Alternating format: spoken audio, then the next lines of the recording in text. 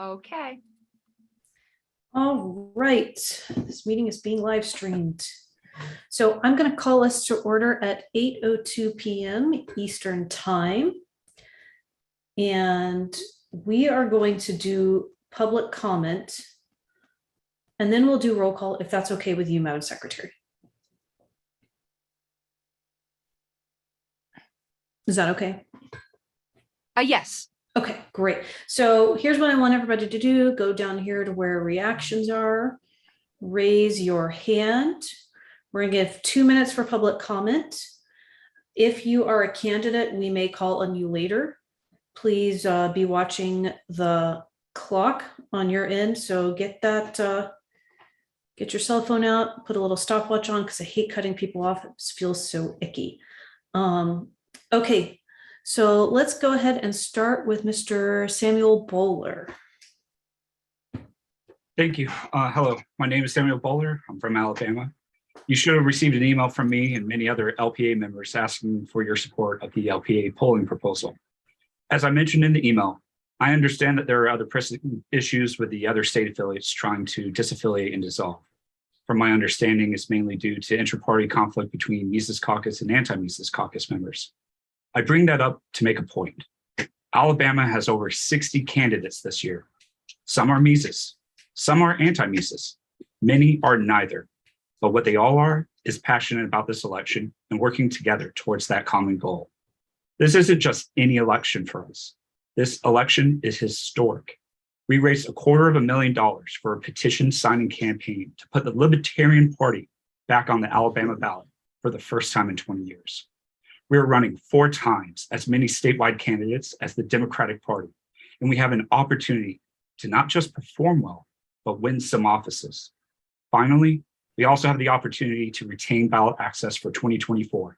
So during that election, we can put the full force of our time, energy, and money towards campaigning instead of collecting signatures for months on end yet again. This election has brought together the members of the LPA of different caucuses and different views. We all have the same desire, and our candidates and the members who support them are firing on all chambers to make it happen. Funding this proposal does more than give us the ability to conduct a poll. It finances our affiliates' ability to make history. We are all Alabama, and we are all together. Thank you for your time and support. Thank you very much, Mr. Bowler. Up next, we have Ms. Natalie Bruno. Oh, make sure you're unmuted.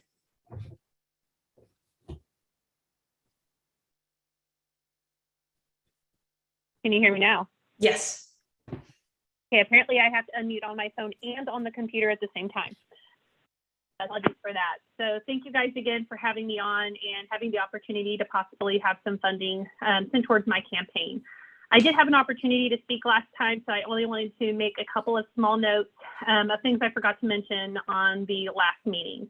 The first thing I wanted to bring up is the fact that even though we do currently have ballot access in our state, having 2.5% in a statewide election helps us to maintain that for an additional 4 years. As Stephen had already mentioned, this is a fantastic thing to be able to do because it has allowed our candidates to be able to focus for these last several years just on campaigning as opposed to having to work on ballot access, which has allowed us to continue to grow and have great numbers in previous elections and in this election as well. So I want to make sure that we continue to keep that standard of keeping our ballot access so we have the ability to not have to worry about that again in the upcoming elections. The other thing that I forgot to bring up as well is because of the fact that I'm in marketing and advertising, I have been doing tons of data collection for us to be able to utilize in other campaigns.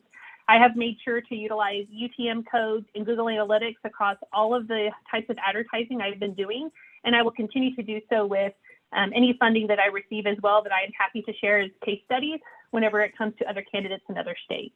So it's not only an investment in my campaign, but an investment in targeted messaging and how they relate to voters that we will be able to use, in other states as well. And then lastly, I wanted to make note that I also have sent an email to the committee as well as to the executive committee that requested copies of my campaign plan, along with some other data points as well that shows how my campaign is doing in the state of Oklahoma, as well as the quantity of media and everything that I've already received. So again, I want to thank you guys so much for this consideration, and I will be on to hear the voting and answer any questions later. Awesome. Thank you very much, Ms. Bruno. Up next, we have Mr. Gavin Goodman. Thank you, Madam Chair. I am Gavin Goodman. I am the chairman of the Libertarian Party of Alabama. I am a candidate for U.S. Congress for the Alabama 7th, and I'm the political director for our 60-plus candidates in Alabama, along with specializing as the chairman for the committee to elect Jimmy Blake for governor. I only mean to say that in that we are all wearing multiple hats in Alabama. The team is organizing in a way that we never have. There is a lot of information that I can give, and I will make myself available to any member of the LNC to answer questions about what's going on. But what I can tell you is that the Democratic and Republican Party was not at all expecting the Libertarians to achieve ballot access and then to show such force with our 60-plus candidates. We have taken them by surprise and found that 50 of our candidates are running in only two-way races, many of which are not running against an incumbent. So we have a very strong position right now to win seats. I do want to speak for just a moment on the ballot access retention number, which is 20%.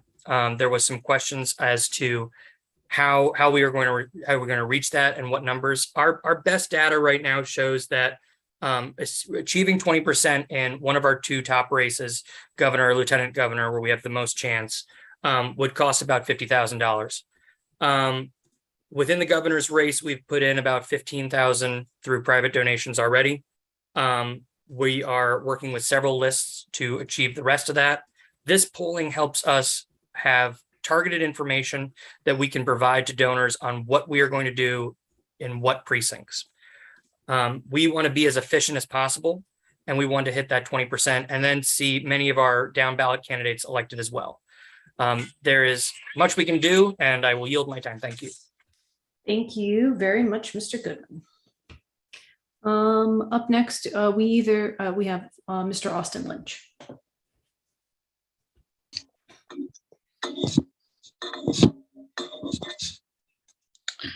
Good evening, everyone. I just want to take a moment. I know that I spoke with you all during the last meeting, and I just want to appreciate your time and consideration. I just want to emphasize that I am running for state senate in West Virginia, District 12. It is a head-to-head race, as I mentioned before. At this point, I've raised over $12,000 towards this race, and truthfully, it has been a very positive experience. My opponent is not incredibly popular by any stretch among Democrats or even his own party as a Republican. And so this is a winnable race. I just want to emphasize that. As far as our plan and how we're going to win this race, I've submitted a letter to the LNC that I think you've received at this point, as well as my party chair has submitted a letter. I would be happy to speak about any of those things offline with anyone, just because obviously with this being live streamed, I don't want to share some of those because we have some pretty exciting things happening. But I definitely know that this race is winnable, and we can elect our first Libertarian to the West Virginia legislature. And I think this would be a huge, huge moment for the LPWV as well as for the LNC nationally. So thank you so much for your time. Thank you very much. Up next, we have Tyler. How do I say your last name? Capel? Yes, it's Capel. Great. Go right ahead. Yeah. Well, thank you for listening to me today. I got about 34% against the Republican incumbent for state legislature in Nebraska. I won 2 of my counties that I'm running in out of 7. I think this is a very winnable race here in southwestern Nebraska. A lot of people just want to be left alone. I'm hitting the pavement hard, knocking a lot of doors and doing fundraisers and other events. So that's my spiel. Thank you. Could you repeat those percentages again one more time? I'm sorry, I was taking notes and I. Yes, 34% of the vote in the primary. And I won 2 of the counties out of 7. Awesome. Okay, thank you so much. Okay, who have we got next? I believe we have Ms. Harlos next. Yes. Just a quick comment. Gavin, your beard is awesome. That's all. Okay, thank you. All right, so let's move to our agenda. There are 2 motions on the table. And it looks like we have a few discussion items as well. Do we have anyone from the candidate support committee on this call? And Madam Chair, Darby Burns had just come in the middle, might not have realized we had public comment. I don't know if he wanted to make a public comment. Mr. Burns? You up anywhere? This is Brian Elliott. I do know from being in the same state with Darby that he did put in a formal request for funding. So if he's showing up as being here, he would probably like to support his motion. So let's do this. Let's be mindful that we're going to consider discussing every candidate. So no one's going to get kicked off. If someone had already put in a request, we're going to at least chat about it. We've got a couple of motions that are actually pending. So if there's candidate support that's not a noticed motion, that's something that could potentially be handled in an email ballot by the executive committee. So just putting that out there, if it's not within the purview of ballot access, that would be an LNC motion. But do we have anyone from the candidate support committee on? Because I would kind of like to hear from them if they're on. I know, let's see. If you're on and you're on the CSC, please raise your hand. Do we have any LNC members? There's Ms. Crosby. Going once, going twice. Mr. Burns is not able to chat right now. He's just listening. Madam Chair, the minutes from the candidate support committee, I don't know if they were sent to the entire executive committee. I know I got a copy. I also got a copy. So why don't we pull those up? Okay, I didn't know if they were confidential. That's why I didn't. I looked over them and I didn't see anything confidential in them. Okay, 1 second. Okay.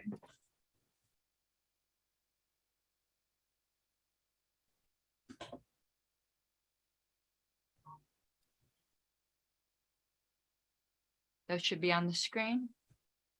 Okay. And the part that dealt with those motions was Trying right to- here. Trying to make it a little bigger. It's like tiny. Oh, it's as big. It's big on my screen. It's probably, let's see, full screen. There we go. Okay, a little bit easier for me to read now. Okay, so new business, motion made to create a form, motion 5B. 5B, formal request. Okay, motion made to assist Natalie Bruno with non-financial based support. Examples would be social media, promoting fundraising posts / email, and volunteers for phone text banking as resources allow. Motion made by Dustin Blankenship, seconded by TJ Kosin, passed with unanimous consent. So that's the first one. Motion made to recommend to XCOM, that's us, to assist Austin Lynch with up to $2,800 to help with mailers and campaign support. Motion made by TJ Kosin, seconded by Dustin Blankenship, passed with unanimous consent. Motion made to recommend to XCOM to assist Darby Burns with up to $3,000 to help with mailers and campaign support. Motion made by TJ Kosin, seconded by Joshua Toms, passed with unanimous consent. So now let's take a look, if we can, at the instructions that we gave to the CSC. One Pull moment. that up. Yep. we referred these two motions for recommendations. And Okay. I would have a question for the candidate support committee that they don't seem to have addressed the monetary portion of Ms. Bruno's request. They did address the non-monetary, and I'd like to know if that was an oversight on their part or if they intended only to recommend the non-monetary portion. So I took it as a recommendation that they were only recommending the non-monetary portion. That was how I understood it. I don't believe I had an explicit conversation with them about that, though. All right, so I know Dustin Blankenship is not feeling well, and that's why he's not on this call. Can someone try to get a hold of TJ Kosin or anyone else on the CSC? I don't want to stop what I'm doing to do it because I think that would be too disruptive. But if anybody who's not on the XCOM can try to get a hold of them, that would be great. Because I do actually think their input is important.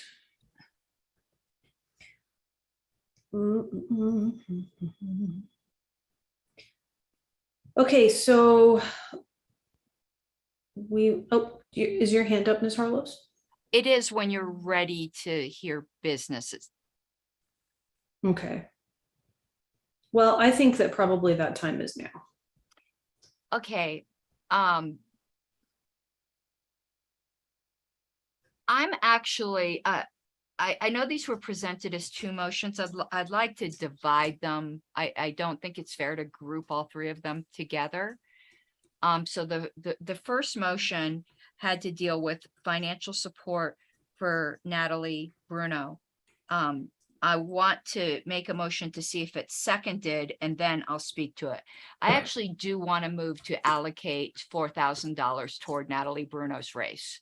I'll speak to it if there's a second. Second. Okay. I originally was going to vote no on all these motions. I think I told everybody that it had nothing to do with the candidates, but our role as LNC. What changed my mind is the $10,000 Bitcoin fundraiser, that I think we have an obligation to our membership to, I think they believed we were going to spend that directly on candidate support. These are three worthy candidates who have all put in requests.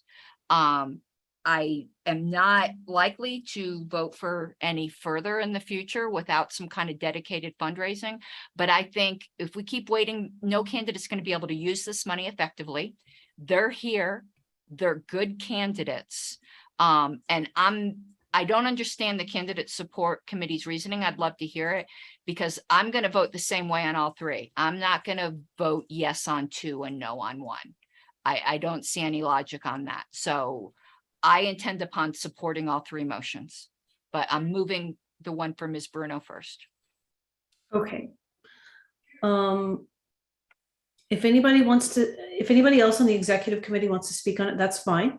And I will take that if you raise your hand. I also see that TJ Kosin joined the call, and if he's available to chat, I would like to do a little bit of Q&A with him on it, if that's in order. Oh, Mr. Nikela, go right ahead. Thank you very much, Madam Chair. We run into the same issue that we had last week, and that is that we had candidates step forward that are fantastic candidates. Tonight, we have fantastic candidates. As a candidate this term, I understand just what it takes. It takes your whole life. It takes asking for money. It takes a million different things, and it's a big sacrifice. And I commend anybody who's willing to do it. Just my whole heart goes out to them. But we did defer the candidates last week to the candidate support committee to go through these recommendations, to give us their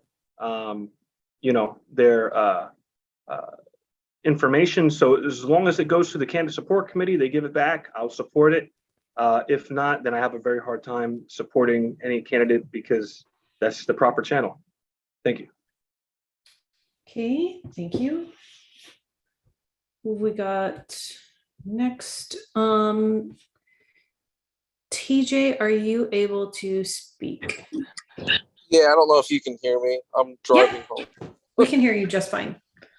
I guess the question was why we recommended money for two and not the first, Miss Bruno. Yes. So we sat down and discussed the winnability of each of the races, and in terms of weren't sure exactly what our budget is for candidate support. So with other races coming forward, we didn't want to deplete funds that isn't likely to result. It's not affecting ballot access, and it's not going to result in a win for the party. Is the basic consensus that came to the money aspect of Ms. Bruno's. Okay. Do any of our executive committee members have, oh, I see a hand up. Ms. Karen Ann Harlow, you go right ahead. Hi, thank you. I just want to just do a tiny bit of pushback against Mr. Nicola, but not a strong pushback. The ultimate authority was vested in the executive committee. We were to consider the recommendations of the candidate support committee. And now that I understand the reasoning was they weren't sure of the budget. I don't know if their reasoning would have changed if they knew that we raised $10,000 from the Bitcoin fundraiser that we promised the party members, in my view, would go directly to candidate support. And I don't think they knew that. And I think it might have affected their decision. I would rather, if an executive committee member is uncomfortable, that they amend my motion, maybe for a smaller amount, rather than nothing. It doesn't have to be an all or nothing. But I do think Natalie is running a good campaign, and I don't think anyone is trying to suggest she isn't at all. And I hope she doesn't take it personally if this gets voted down. But, you know, amendment is also, you know, another to make it more in line with the other two, you know, maybe amended to 3,000. I don't know. I'm throwing that out there. I'm not making that amendment, but I'm throwing it out there.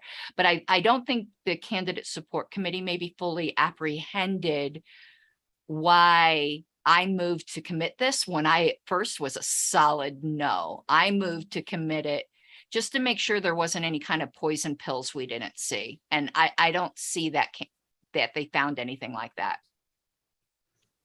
Okay, let's go to Mr. Todd Hagopian. Thank you. Very quickly, I just want to make clear I love Natalie to death. She comes from my home state. So I just wanted to talk briefly on why I'm voting no on the financial component. It'll be the same reason I vote no on any financial component for any race that I don't see as winnable. So I believe there are enough two-person races out there that's what we should be focusing on for the candidate support. And so that's where I will be voting yes for the support, but not for the financial support. Natalie's great. She's going to do awesome. She is doing awesome. But that's where I'm at. Thanks. Okay. Anyone else on the executive committee? Angela, if I could also just say that, like, these are just recommendations. We're not telling the executive board what to do. Gotcha. We were told to make recommendations. Also, what did play, and we want to be clear, we do think Natalie's running a great race. It's just a hard race to win. That's why we really recommended pushing her hard on social media with fund drives and stuff, so she can get some of those funds in and get the notoriety from the party itself. The West Virginia race is the one that has a, I don't have my notes in front of me, so I forget the candidate's name. That's the race that we were very passionate about. I mean, when I heard how close he is in the polls and the fact that he could be the first libertarian ever elected in the state of West Virginia, I immediately went to the max he was allowed to get under my motion in that meeting. I'm not sure he actually needs the max. That's why we left it up to was our recommendation, so the board can decide what to do with numbers. But again, he has a good chance of actually winning. Okay. Very high chance. Okay, thank you very much. Let's go to Mr. Elliott and then Mr. Nicola.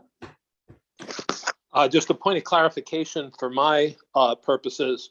How many of these requests, I'm having trouble with the OneNote, I'm on my phone. How many of these requests are two-way races? All of them, except for the one just noted? That's a very good question. How many candidates are in Ms. Bruno's race? Todd or Natalie Bruno can answer. 4 candidates are in that race. Okay, 4. Yes, Okay. it's a 4-way race. Okay, thank you. And then for Austin Lynch, it's a 2-way race. For Darby Burns, how many people are in that race? Yeah, I know that's a two-way race That's a also. 2-way race. Okay. And something we're in Nevada, we're pretty excited about the opportunity he has as well. Okay. How about our other one? Does anybody know? Is that all? That's all. That's actually, I think that's all of them, right? That's everything. Okay, so we've got 2, 2, and 4. Thank you. Yep. And let's go to Mr. Nikhil. This is a question for TJ. TJ, are the candidates from last week, are they in this motion? Are they in this agenda, I should say, in your recommendations? That would be, I think it's Austin. I can't remember his last name. I'm driving, so I don't know if I have it in front of me. It's Natalie Bruno, the West Virginia race, and the Nevada race. And the Nevada race, I'd also like to add that they have a full-blown marketing strategy for that candidate. Like, he presented a full-blown marketing plan to us as candidate support. Okay. Thank you.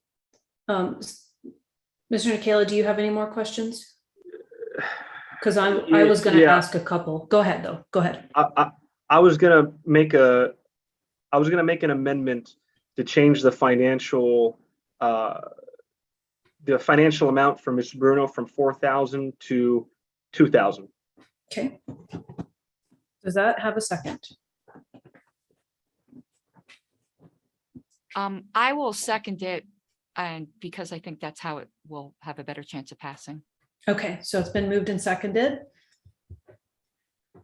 to change. Point of clarification. Okay. The total referencing Ms. Harlos's $10,000 Bitcoin fundraiser, the total for all these races that we're talking about here is under 10,000, is it not? Again, I apologize, I can't see everything. With the amended motion, it is definitely under $10,000. Thank you. You're welcome. Okay, so it's been moved and seconded to amend Ms. Harlow's motion from $4,000 to $2,000 to provide candidate support to Natalie Bruno's gubernatorial race in Oklahoma. Do we have any further discussion on the amendment by executive committee members? And if people want to ask questions of Mr. Cozen, that's also fine. Just let me know. Going once, going twice. Okay, Madam Secretary, I think we're going to go to a vote. This is an amendment, but it's financial. So I'll do it if there's no objections, as long as you're okay with that. Okay, no objections. Going once, going twice. Okay, the motion, the amendment to the motion passes. So now the amended motion is the main motion. Do we have any discussion on the main motion, which is to allocate $2,000 to Ms. Natalie Bruno's gubernatorial race in Oklahoma? Executive committee members. Going once, going twice. Okay, Ms. Harlos, at your convenience, we will go to a voice vote. Mr. Bowen, Unfortunately, I hate doing it, but I have to vote no. Mr. Elliott, Yes. Mr. Hagopian, No. I will vote yes. Mr. Nikhil, Yes. Mr. Smith, Yes. Madam Chair, it is 4-2. You are absolutely permitted to vote to cause or break a tie. It's at a tie right now. You would be a tiebreaker. It's at a tie. It's 4-2. So it's not a majority, it's a tie. Oh, excuse me, duh. Wait, what am I? Am I like smoking crack? I'm smoking crack. We It's are- definitely, yeah, never mind. We are I'm the smoking Libertarian crack. Party. We don't endorse smoking crack, but we don't Neither judge you do too I, harshly. if you can't tell that 4-2 is not a tie. Oh, I had a long day. My we have- apologies. That's okay, Madam Secretary. Do we have a majority on this vote? Yes, we do. I'm so sorry. That's okay. Does that mean the motion passes? Well, that would be for you to declare, but it looks I'm that going to way. declare the motion passes. We haven't gone into that type of math yet. I know it's trending, but we're not doing that yet. Okay, so the motion passes. Ms. Bruno, we will be in touch this week ASAP about getting you $2,000. Thank you very much for submitting documentation and coordinating with the CSC. Thank you for your time and best of luck on your campaign. Also, make sure to send me a follow-up message this week so that we can try to get you non-monetary support. I don't think that's necessarily something we have to vote on. I think that can be as simple as me putting together some emails and checking with our operations department to see what other resources we have available for your use. Thank you, guys. Okay, so we've got a couple of other motions that have been noticed. Let's take a look. Who's next? It looks like we've got Darby Burns and Austin Lynch. I think maybe we want to discuss Austin Lynch's race next. Oh, Ms. Harless, actually, I'll let you take the lead on that. See, your hand is up. I actually I was just going to do it in order, and I was going to make the motion to allocate $3,000 towards Darby Burns race in Nevada. And if it wasn't made clear, I think it was pretty clear in our discussion with the Ms. Bruno's race, and it will be if I end up making these motions, that this is coming from whatever budget line that Bitcoin fundraiser monies went to. That's what budget line I intend for it to be taken from. Got it. Okay, so it's been moved to allocate $3,000 towards Darby Burns race. Second. And it's been seconded. All right, any discussion?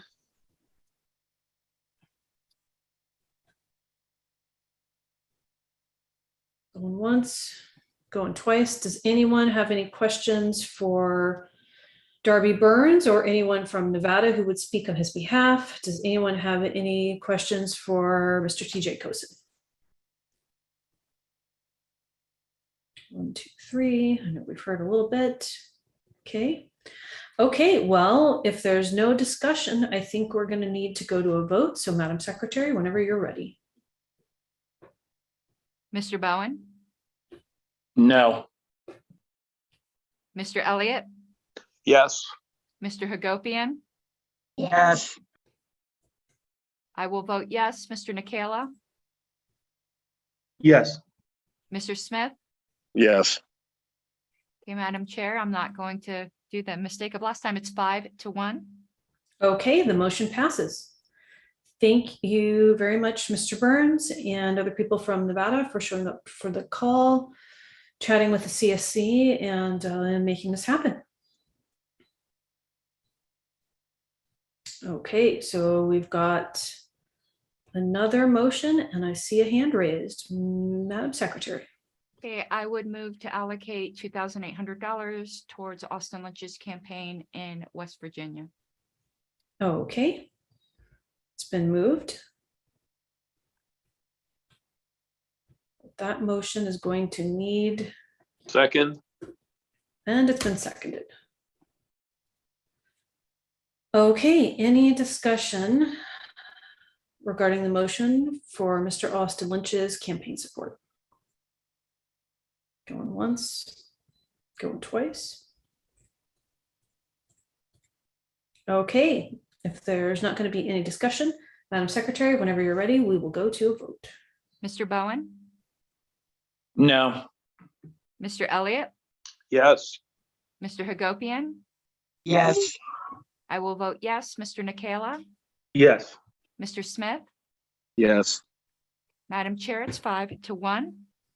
Okay, the motion passes. Thank you very much, Mr. Lynch, for joining us on a call, chatting with the CSC, and for running a really great campaign. Okay, so I believe that takes care of our noticed motions. We have a couple of discussion items that will likely result in an email motion for the executive committee. I believe though, and correct me if I'm wrong, I believe that's all the things that we're going to be voting on tonight. Yes. Okay, just letting everybody know. Okay, so we've got Alabama polling on for discussion, and I would like to hear from Mr. Gavin Goodman for a few minutes to get a little bit more information on this.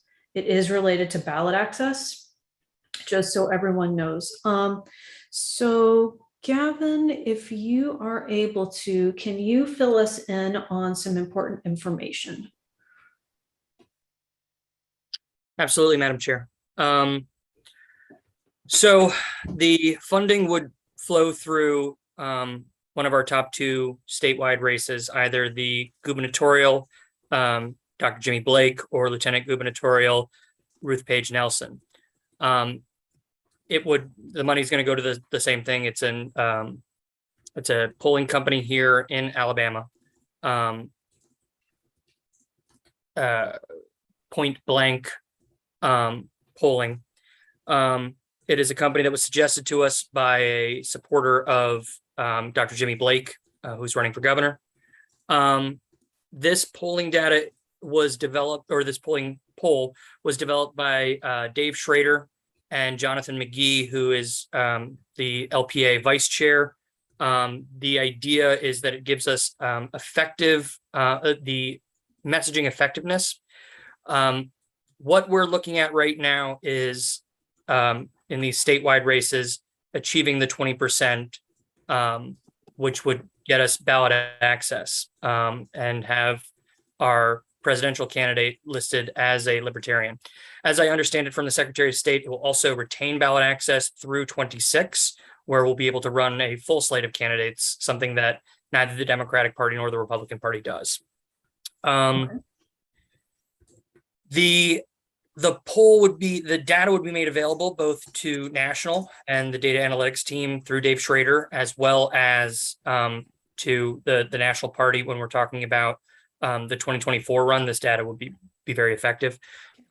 We have been working on messaging and trying to discover the most effective regions for each of these messaging is going to help us achieve that 20%. I would be glad to answer any specific questions, but there is a lot of disparate information. Okay, so I have a few questions. Which candidates are going to potentially help you retain the 20% or hit the 20% mark to maintain ballot access? Sure. We have 10 candidates that would qualify. Okay. The win number is 20% of those that vote in the gubernatorial election.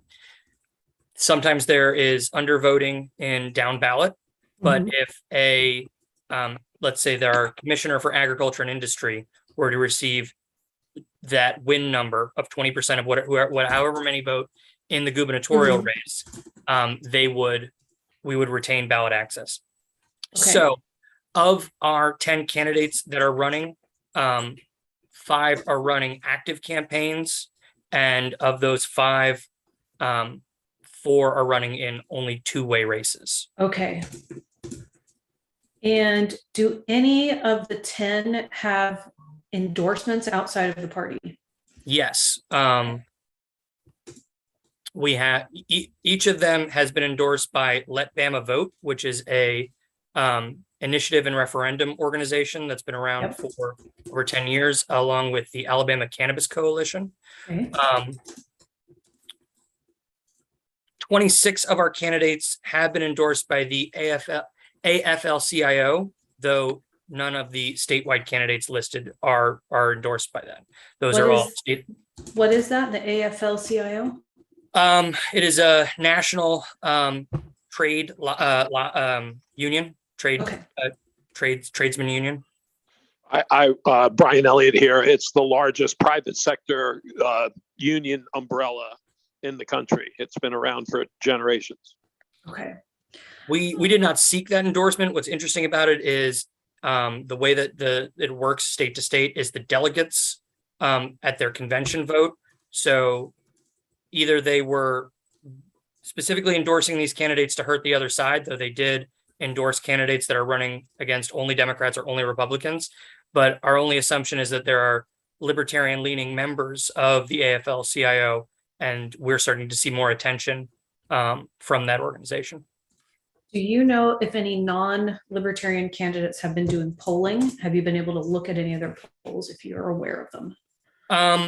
We do know that the governor's race has done some polling. That data is not available to us, but Okay. we were made aware that there were 2 questions concerning libertarians on that poll, but we don't know what the results were. Okay.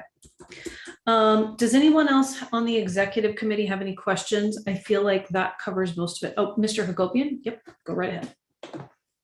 I've asked a few questions along the way on this. I got some new information as you were talking right there. So let me ask you some questions on that. My main concern here was that nobody was likely to get 20% if they were 3-way races. What I think I heard you say is that there are 4 2-way races that could be ballot access qualifiers. Is that accurate? That's correct. Could you walk through those 4 and let us know how likely what those races look like? Sure. Starting from top of the ticket, we have for Lieutenant Governor Ruth Page Nelson, who's running against a pretty disliked incumbent, Will Ainsworth. He is the current, he is the Republican candidate for Lieutenant Governor and the current incumbent. I know from his race that he's raised about $80,000 right now, and spend it mostly on marketing. Next would be our candidate for Public Service Commission, Laura Lane, who's running against Chris Beaker, same situation, the incumbent and the Republican candidate. Then we have Commissioner of Agriculture and Industry, Jason Clark. He's running against Rick Pate. Interesting about that race is that it is tied directly to obviously agriculture, so cannabis legalization and licensing, as well as directly tied to gas tax. And then last would be Leela Sheen, who's running for state auditor against Andrew Sorrell. Same situation. Are they all GOP incumbents? They're all GOP incumbents. Can I ask what, just loosely or an estimate, what is the voter demographic breakdown in each of the states? Like, is it like a 90%? Is it an 80% GOP area? Alabama, depending on where you're talking about, but as a state, usually goes 3/4 Republican, 1/4 Democrat. Okay. So we have some, go ahead. Could I just follow up with my last question too? So that's perfect. That's exactly what I wanted to know. I think the lieutenant governor is probably the most likely opportunity because the most people will vote in it. And as you correctly mentioned, that 20% of the governor vote makes this even harder because you may need 22% or 23% to qualify in that specific race. I guess where I'm going here is the money that you're asking for. It will help everybody. But the answers to the questions I asked earlier this week were essentially you guys have trouble. You have trouble fundraising. So if you find out something then what are we going to do next? Is it going to be a $10,000 request next? So I guess my question for you guys to think about is if you would rather have X amount of dollars go towards the most likely race or races to help you get to that 20%. Could $3,000 at the end of a race help you more than a $6,000 poll followed up by no ability to fundraise after that? So that's just my closing thoughts on that. Thanks. Real quick on that. So right now, between our the data that we put together to achieve 20% in either or in the lieutenant governor race, we are expecting a total amount of about $50,000 to hit that. That's what we expect. The reason that I'm suggesting that the money go to the gubernatorial candidate is just that his apparatus right now is the most put together, and there is no limit for donations to any statewide candidate in Alabama. So it doesn't matter which statewide candidate the money goes to, it will be used for the same purpose, which is this polling data, which will then be available to everyone. Okay, so I'm going to make a comment and then we're going to go to Mr. Smith. I would like everyone on the executive committee to know that a PAC donated $2,000 to, or has allocated $2,000. I don't actually know if you've received it yet, Mr. Goodman. We have received.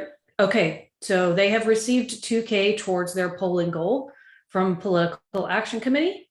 So we could also just do $4,000 and help them meet that $6,000 mark.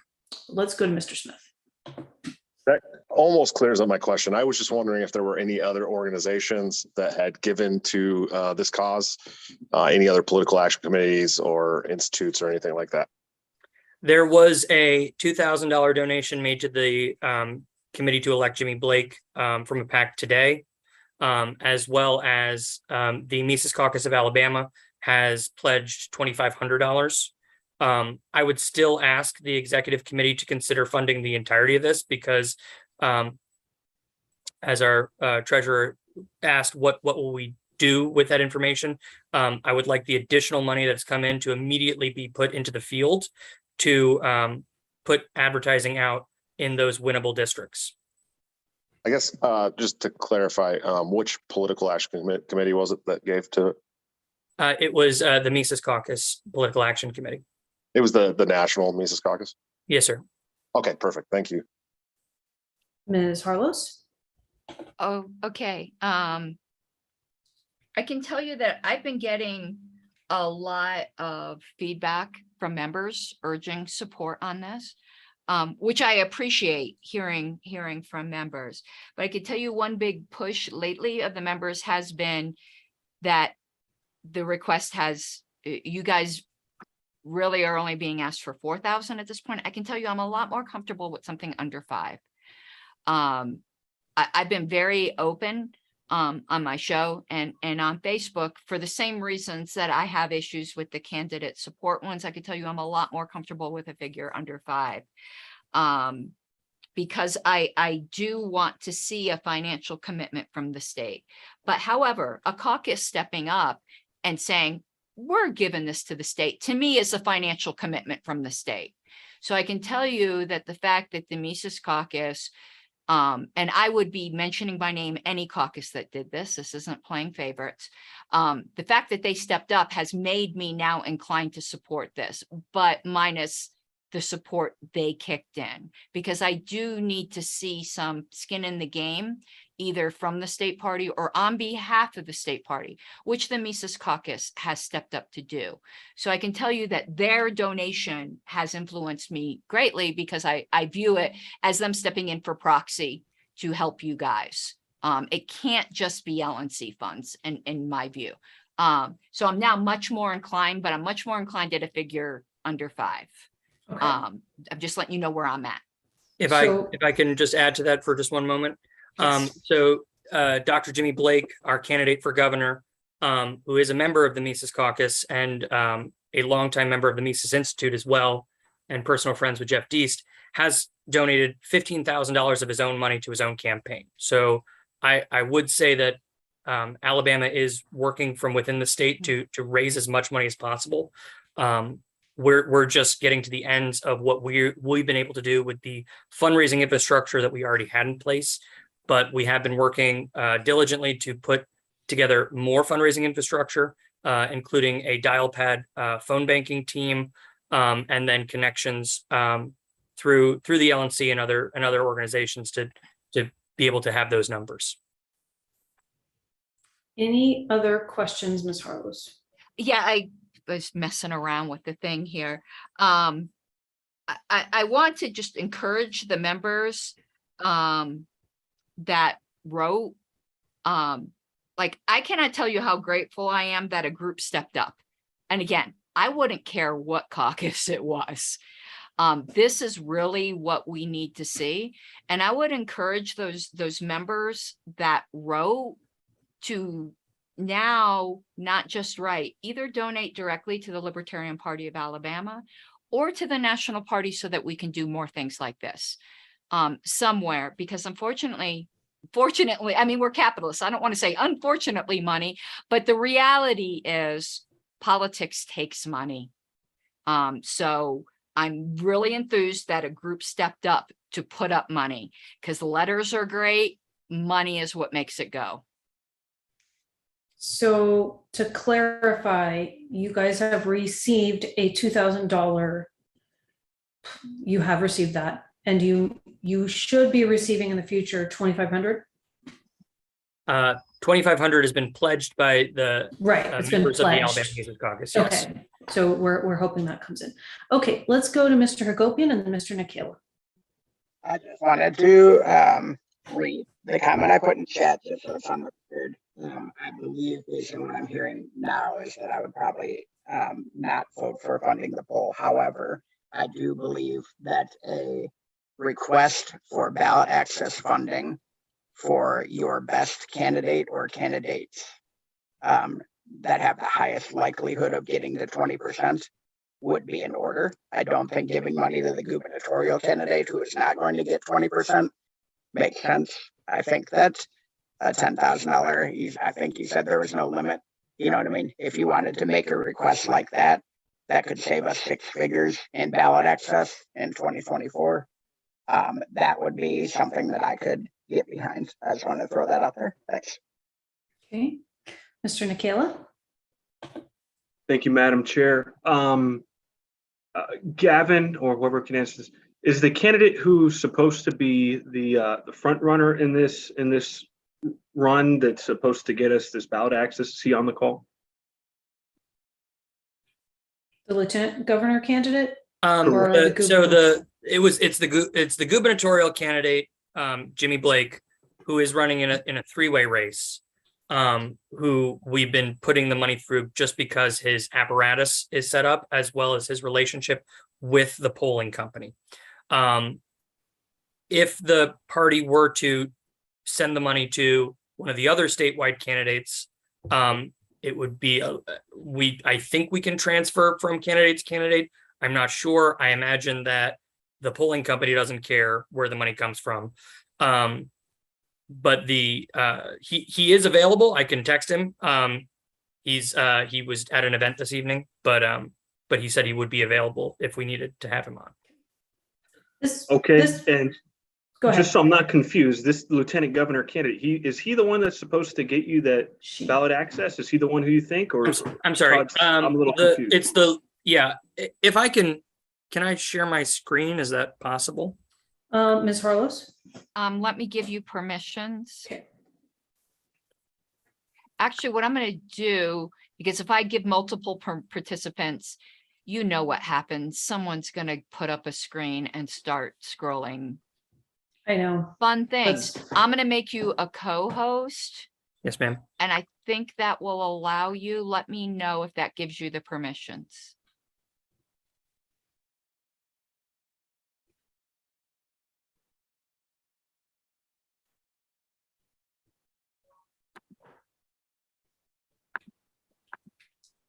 Can you see this? I see you started screen sharing it. Yep. Great. If you look here past our federal candidates, you can kind of see the lay of the land with what we have. So what I'm referring to is the lieutenant governor race here, Ruth Page Nelson.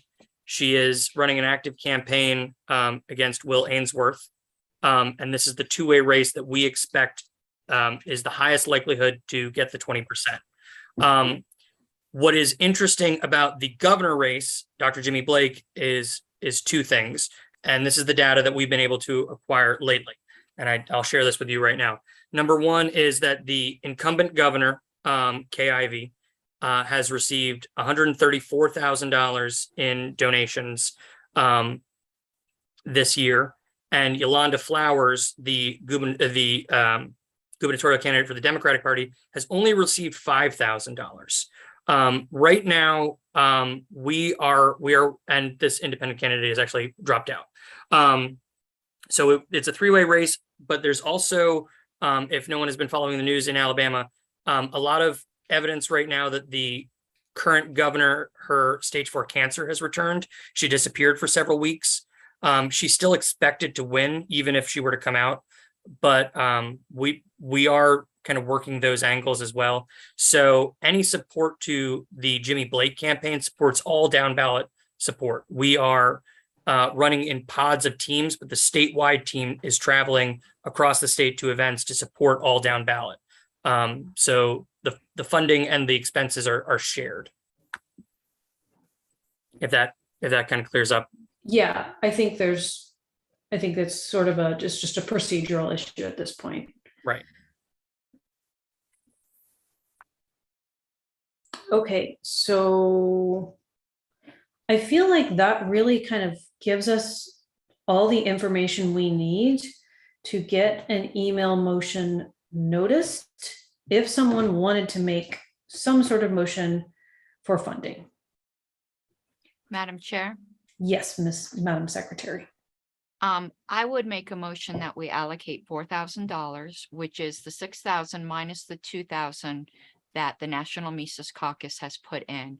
I'm not counting the 2,500 as money in the bank because it's not. It's pledges. Right. I would encourage those to make good on those pledges, and I'm sure the Alabama party will use that wisely. But I'd like to move that for an executive committee email ballot, 4,000. Okay. I would just like to make sure that nothing regarding the Mises Caucus is written down anywhere in there. That wasn't a coordination. That just. No, the motion is just to allocate 4,000. Yeah, it was just part of the justification. Yes. I was just explaining where I got the 4,000 from and why I didn't reduce it by the 2,500. Thank you, Madam Secretary. Okay, so that motion has been noticed procedurally. Second. Okay, and it's been seconded. So we'll do that on an email ballot. And Madam Secretary, may I make I don't know if it'd be a competing motion or a second motion? You certainly can. All right. I mean, it'll have to go to an email ballot, but you can make it. Yeah. Okay, I will be planning on making an email ballot motion to give $5,000 directly to the lieutenant governor candidate, Alabama. Okay. Out of the ballot access fund. Todd, I have a question, Yes, and this is how I suggest handling it. This is the way Alicia handled things like this in the past. Is your intention for the $5,000 contingent upon us not giving 4,000? In other words, do you want to risk both of them passing? Or the way to normally handle this would be for me, if yours is contingent, would be for me to start the 4,000 one today so that its natural time period will expire before yours. And it kind of almost makes it run for the 7 days unless everyone votes. I know I'm not being exactly clear here because executive and I can answer you. It is not contingent. Okay. I believe that I would almost like this written in a way that this 5,000 that I'm talking about cannot go towards the poll, if that's possible. because I'm trying to do is avoid ballot. I think that this 5,000 is a better spend to avoid the ballot access issue that we're going to run it. So can you please reword it then? So I have my motions to allocate $4,000 towards polling in Alabama. Your motion is to give $5,000 directly to The lieutenant governor candidate in Alabama with funds not to be allocated towards the poll. okay. Can I ask what budget line? Yeah, That would be ballot access. Okay. and mine would be as well. Right. Okay. Thank you, guys. Okay, I'll start them. I'll second yours on Mr. Hagopian so that we have it kosher to start. Thank you both. Okay, so we've got that. I believe that is all of our discussion items. Did I miss any discussion items? I think I got it all. Okay, we're gonna see if anybody wants to do 1 minute public comment before someone makes that motion. So if you want to do 1 minute, you got to time yourself, use your cell phone. 1 minute for public comment at the end. Raise your hands right now. Go down there to the bottom of your screen to the reactions. We have Mr. Michael Crump. We have TJ Kosen. Okay, so let's start doing public comment. Mr. Michael Crump, please go right ahead. Yes, I am a candidate running for District 5 paper candidate. And I do remember a time where I wanted to vote for Libertarian, but I had to write one in or do sort of a independent candidacy. And currently, Alabama's Secretary of State ruling is that independent candidates and writing candidates are counted as a writing candidate or an independent candidate. You have to run as a Libertarian in the procedural process, but you'll be counted as just one person all along with the other independent or writing candidates. So it's very needed, this polling, because I remember running and voting that my vote won't count or my candidacy would not count. So I would have to be running as a Libertarian, and this polling funding would be very effective for that. Thank you. All right, thank you very much. Next, we'll go to Mr. TJ Kosen. Hey everyone, I just wanted to give the board an update on Brittany Kosen's appeal. So we submitted the brief to the Pennsylvania Supreme Court. It was accepted. And then they have now submitted their oppositional brief. We should have that by tomorrow. And then the PA Supreme Court has 7 days to decide whether they're going to hear arguments in person or if they're just going to go off the written arguments. I can, if anyone wants it, I think Angela has the briefing. I emailed it to her. Yep. And we are looking to, he's attacking it from multiple angles like we thought he would, but ultimately it boils down to the 15 days that she withdrew within 15 days as a Republican. Therefore, she's entitled to run as a Libertarian, and that should help us win. And then that's basically all I got for you guys. Okay, thank you. And I want to thank you again. Yeah, you got it. Thank you. Let's go next to Mr. Gavin Goodman. I just want to thank the EC for their consideration. This is very generous, and I appreciate both motions. And I would ask that both you consider voting yes for. The money will be put to good use, and Alabama will not let you down. Thank you very much. Let's go to Mr. Pat Ford. Hi, folks. It's Fergus here at the beginning of the meeting. I want to congratulate the Libertarian Party of New York for a very successful convention that included Ms. McArdle remotely. Thank you for your comments on that. They were well taken, and as a form of encouragement, it was very, very well received for the ongoing battle in New York. I'd like to mention to folks that there's an existential battle going on in New York against the state. So if you could donate to the Libertarian Party of New York for continued access. I'd also like to mention that there is a candidate in Rhode Island for governor, Elijah Ghizzarelli, who is the type of person that's probably helped out just about everybody in this room. LPRI.us. I'm proud to say that both ballot access and the candidacy have taken no money from national. So how about everybody kind of going to LPRI.us and donating 10 or 20 bucks to the party. The party is effectively funding if you will, a lot of the initial efforts in the gubernatorial race. It is a ballot access race. For the first time in a generation, we've got a shot at ballot access. Elijah gets 5% of the vote in a very crowded, confused field where no one likes the Democrat or the Republican candidate. We get ballot access, and that will save the party. And I'm teasing when I say this, no money, because we don't do it on our own. So God bless everyone for a great night. Again, give Eliza a shout, okay? Thank you. Thank you, Mr. Ford. Okay, there's just one thing left to happen tonight. Anybody want to make that motion? I would move to adjourn, Madam Chair. There we go. Second. And it's been seconded. Any objections to adjournment? Going once, going twice. We are adjourned at 9:08 p.m. Eastern Time. Thank you, everyone, for coming, for giving public comment, for supporting candidates. Thank you, everyone, for keeping this meeting so short. Very impressed that we got so much done in such a short amount of time. Our lovely secretary is going to notice some email ballots for the executive committee only, and we will get voting on those, and we'll try to wrap it up quickly. Have a great night, everyone. All right, I'll be starting the ballots immediately after